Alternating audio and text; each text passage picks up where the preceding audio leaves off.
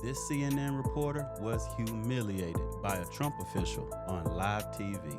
She came with a smirk and left with a stutter. Scott Bessant, Trump's Treasury Secretary, just drugged CNN's Dana Bash on national TV. Medicaid, handled. Tariffs, handled. Her condescension, absolutely flattened. This wasn't a debate. This was a destruction. We'll get into it, but you know what I need you to do, people. Like this video, subscribe, and ring that bell. Also, share it with somebody who needs to see it, because this beatdown is too good to miss. Hurry up. The Yale Budget Lab says the richest Americans will see their income rise by nearly 2%. The lowest earning Americans will see their income drop by 3% when factoring in cuts to Medicaid and food stamps. You argue that the benefits will really be aimed at the middle class.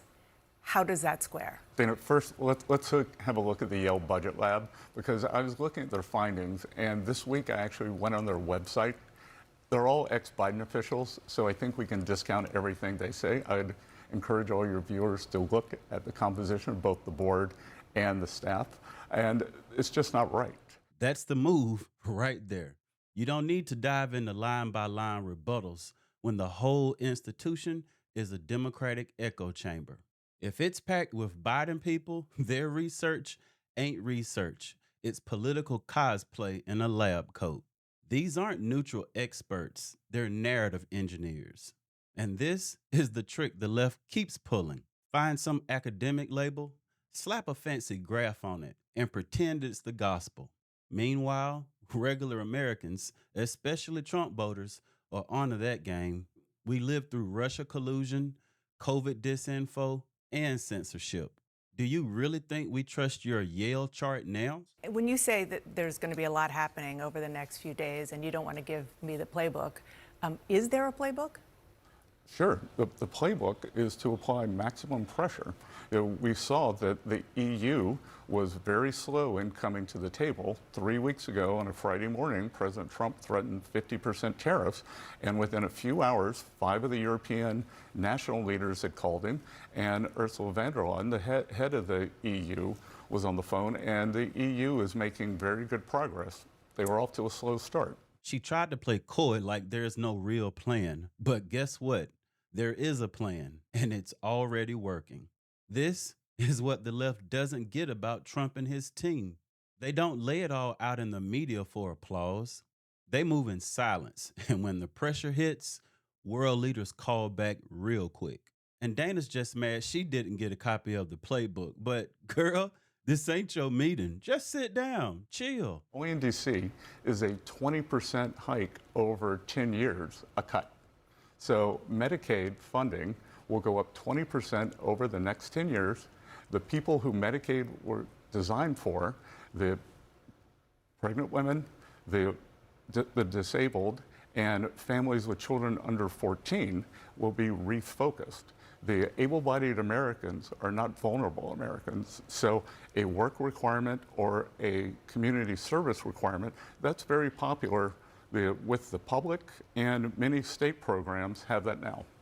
It might be popular, but it's not what the president promised. The president promised that there would not be changes to Medicaid benefits, and putting a work requirement is, by definition, a change to benefits. No, there are no change in benefits. There's a change in requirements to get the benefits. And what we are doing, we are bringing back manufacturing jobs. We are bringing back working class jobs. By securing the border, we have already seen working class wages move up. So we are creating jobs. People can get off Medicaid and get a job that has good health care benefits.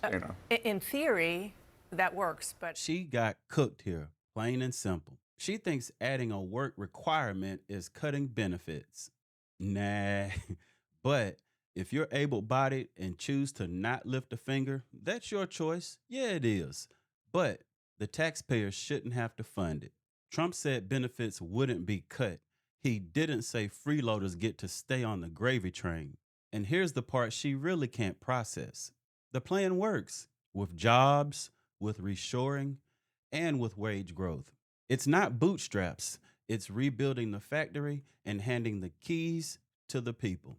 But Democrats would rather scream cruel than admit that Trump just gave the people a path off dependency. First of all, the Republicans are not the most vocal on this. It is a group of Democrats who unfortunately seem to think that poor people are stupid.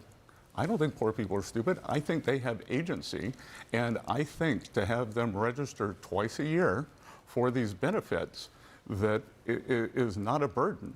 But these people who want to infantilize the poor and those who need these Medicaid benefits are alarmist. Yeah, but my impression of the Republican Party is that historically you've wanted to cut through the red tape and not create more red tape. But I do want to move on because well, no. But that's the line that shut the room down.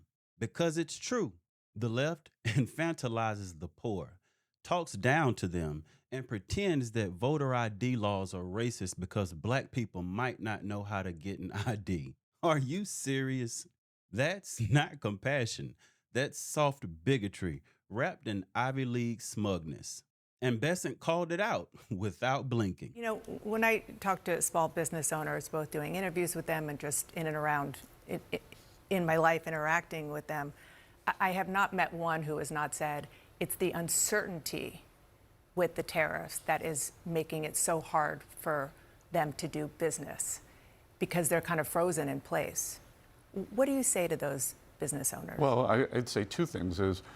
The other thing they would probably have been telling you is it was the uncertainty around taxes. So with the one big beautiful bill, they now have great certainty on taxes. No, they've said tariffs.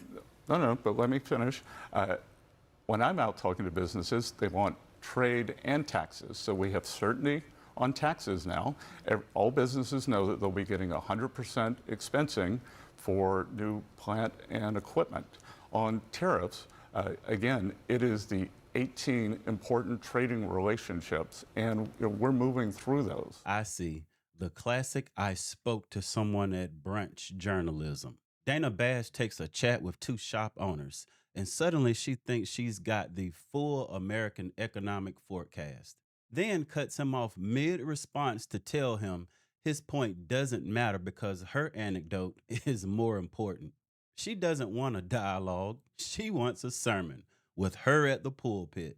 One of the tax cuts that are in here are for, and the president talks about them a lot, are on tips and overtime. Mm-hmm. Those are temporary. Why not make those permanent? They're only 2025 to 2028. This is a big part of President Trump's agenda. So, we have what I call parallel prosperity here, that Wall Street has done great. Now it's time for working Americans to do great. And this is President Trump's agenda, so we've got it in for the duration of his term. And we will see if the next administration wants to do that. This here is chess, not checkers. Trump sets the table. No tax on tips, no tax on overtime, all aimed at workers. Now, Democrats are boxed in. If they kill it, they're raising taxes on waitresses and factory workers. If they keep it, they're validating Trump's agenda. Either way, the working class sees who's really fighting for them. And when the time comes, they'll vote accordingly. The bottom line is, Dana got drugged, and Trump's winning the long game. This wasn't just a takedown. This was a tutorial. Bessant didn't lose his cool, and he didn't play their game. He flipped the script and made Dana look like what she is, a partisan pretending to be a journalist. And let's be honest, Democrats aren't mad because they caught him lying. They're mad because he told the truth and made it look easy. Now, let's jump into a few things that make you go, Should able-bodied Americans be required to work for Medicaid? Why do media elites always seem so shocked when conservatives defend the working class? Why should Republicans and conservatives massage these kinds of policies to undercut the cruelty narrative? What would happen if Trump announced all tax breaks for workers expire under Democrats? Thanks for riding with the channel, people. You know what to do. Hit that like button, hit that subscribe button, and share this with somebody who needs to hear it. And if you want to support our channel, buy me a coffee. The link's below. Thanks for watching again. God bless. Listen.